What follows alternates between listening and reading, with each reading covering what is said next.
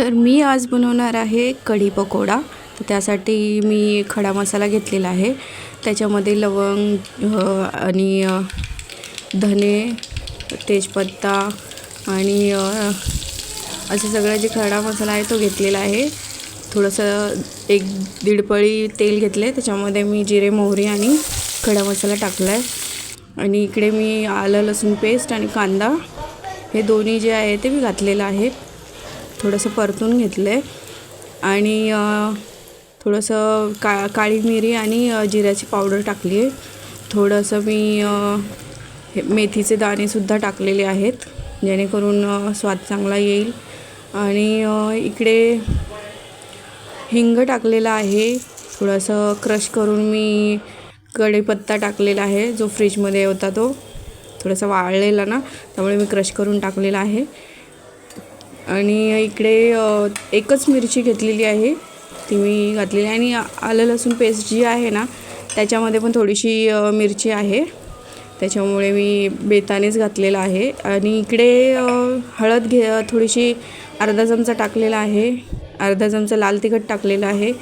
कोथिंबीर मात्र भरपूर घातलेली आहे मी, तर कोथिंबीर घालून सगळं जे आहे ते घातलेलं आहे। त्याच्यामुळे आता परतून व्यवस्थित घेतले मी।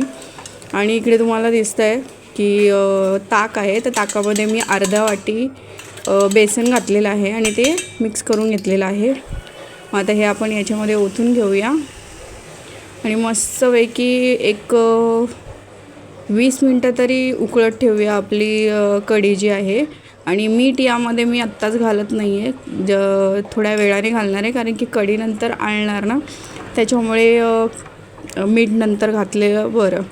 तर आता थोडीशी मी कसुरी मेथी घेतलेली आहे, तर कसुरी मेथी पण घालून झालेली आहे, त्यालाही आपण थोडं हलवून घेऊया। आणि बाजूलाच मी लगेच कांदा चिरून घेतलेला, कोथिंबीर चिरून घेतलेली आणि एकच मिरची चिरून घेतलेली बारीकशी, तर त्याच्यामध्ये पीठ टाकलेलं आहे बेसनाचं। आणि मग त्यानंतर लाल तिखट, हळद, जिरे मिरे पूड आणि मीठ घालून मी मिक्स करून घेतलेलं आहे पाणी घालून। तर भज्याचं पीठ जे आहे ते रेडी आहे, तर आपण तळून घेऊया। तर एका भांड्यामध्ये मी तळण्या इतकं थोडंसं तेल घेतलेलं आहे आणि त्याच्यामध्ये मी 7-8 असे भजी जे आहे ते सोडून घेतलेली आहेत। तर मस्तपैकी आता हे आपण तळून घेऊया। तर आपली भजी जी आहे ती खालून छान सुटलेली आहेत, तर त्याच्यानंतर आपण पलटून घेऊया आणि खालून पण भाजून घेऊया। तळून असं एकदम सोनेरीसारखं करून घेऊया, जेणेकरून मस्त अशा कुरकुरीत आपल्या भजी जी आहेत ती तयार होतील। तर इथे तयार झालेले आहेत आपले भजी जी आहेत ती, तर एका प्लेटामध्ये आपण काढून घेऊया आणि दुसरा जो लॉट आहे ते पण लगेच करून घेऊया। तर तेल पण बघा तुम्ही, अजिबात जास्त काही ऑइली वाटत नाही आहे, पूर्ण तेल जे आहे ते निथळून बाहेर आलेलं आहे। इथे मी आत्ता मीठ टाकत आहे, बराच वेळ थोडं उकळून झाल्यानंतर कढीला।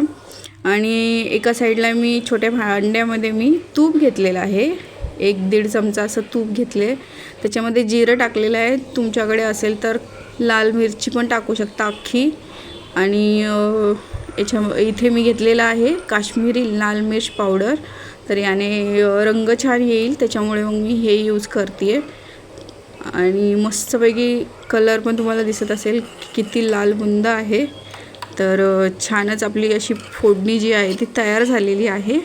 तर आपण हे, तर बाजूलाच मी भजी पण तयार करत होती ना, तर ती भजी जी आहे ती तयार झाली, तर ती काढून घेते आधी।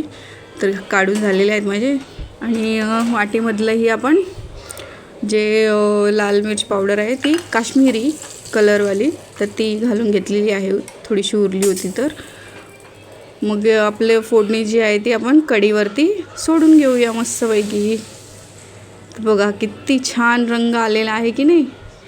तर आणि आपलं जे भांडं आहे त्यात पण थोडंसं अजून कढी घेऊन मी ते मिक्स करून टाकलेलं आहे। आपली भजी जी तयार होती ती आपण घालून घेऊया। तर इथे छानपैकी आपली भजी जी घालून झालेली आहेत ती मग नंतर अशी सॉफ्ट होतील, खूप छान लागतील। तर आपली कढी जी आहे ती रेडी आहे।